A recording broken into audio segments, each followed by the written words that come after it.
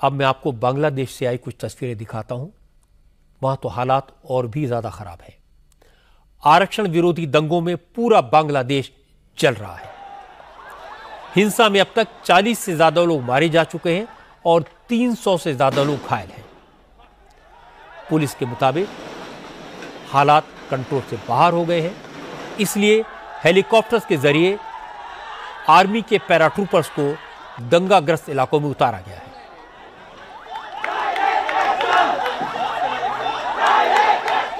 बांग्लादेश में यह हिंसा सरकारी नौकरियों में आरक्षण के खिलाफ भड़की है।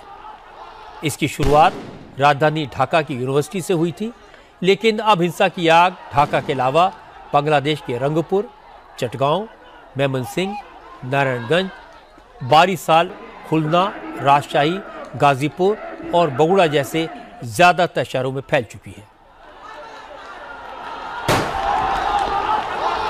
प्रदर्शनकारी शेख हसीना सरकार से 1972 से देश में लागू आरक्षण को खत्म करने की मांग कर रहे हैं।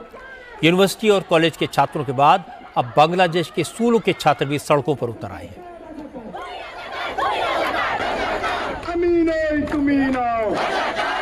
ढाका यूनिवर्सिटी जंग के मैदान में तब्दील हो गई है।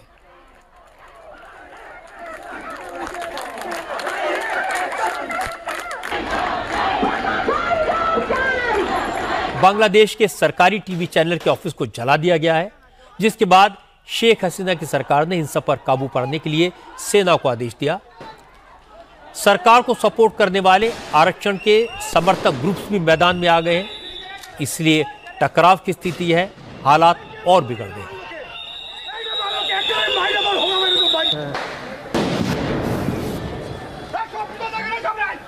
हालात को देखते हुए बांग्लादेश में यूनिवर्सिटीज, कॉलेज और स्कूल्स को बंद कर दिया गया है। बांग्लादेश में 1972 से ही सरकारी नौकरियों में रिजर्वेशन सिस्टम लागू है, जिसमें 1971 की लड़ाई में हिस्सा लेने वाले मुक्ति योद्धाओं को 30% रिजर्वेशन मिलता है। इसके अलावा देश के पिछड़े जिलों की महिलाओं को भी आरक्षण मिलता है और माइनॉरिटी कम्युनिटी को भी रिजर्वेशन दिया जाता है। स्टूडेंट्स का विरोध इसलिए है कि मुक्ति योद्धाओं के बाद रिजर्वेशन उनके बेटे बेटियों को दिया गया, नाती पोतों के लिए भी 30% रिजर्वेशन कंटिन्यू कर दिया गया। 2018 में विरोध प्रदर्शनों के बाद यह रिजर्वेशन खत्म कर दिया गया था, लेकिन उसे सरकार ने फिर लागू कर दिया, इसलिए लोगों में गुस्सा भड़का। प्रधानमंत्री शेख हसीना ने प्रदर्शनकारियों से कहा कि यह मामला सुप्रीम कोर्ट में है, इसलिए कोर्ट का फैसला आने का इंतजार करें, हिंसा से बाज आएं। बांग्लादेश के हालात को देखते हुए भारत सरकार ने बांग्लादेश में मौजूद भारतीय नागरिकों के लिए एडवाइजरी जारी की है, उनसे सावधान रहने को कहा है। सुरक्षा की वजह से आज बांग्लादेश से कुछ भारतीय यात्री स्वदेश लौट भी आए।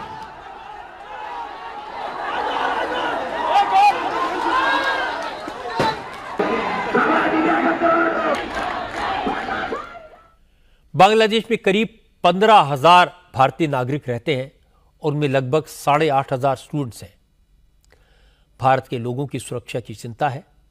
फिलहाल उन्हें कहा गया कि सावधानी बरतें, अगर किसी तरह कोई मुश्किल हो तो इंडियन हाई कमीशन को कांटेक्ट करें। अच्छी बात है कि अब तक सारे भारतीय नागरिक सुरक्षित हैं। उनको सलाह दी गई है कि वो अपने परिवार के सदस्यों के साथ लगातार हाई कमीशन के संपर्क में रहें। असल में जब जब इस तरह के दंगे होते हैं, वायलेंस होती है, तो उसमें वो लोग निशाने पर आते हैं जो दूसरे देशों के नागरिक होते हैं। इसलिए ऐसे समय में सबसे अच्छा यही होता है कि जब तक लूटपाट, आगजनी जैसी घटनाएं हो रही हों, जब तक दंगे हो रहे हों, तब तक अपने घर में ही रहें। बहुत ज़रूरी हो तभी घर से बाहर निकलें।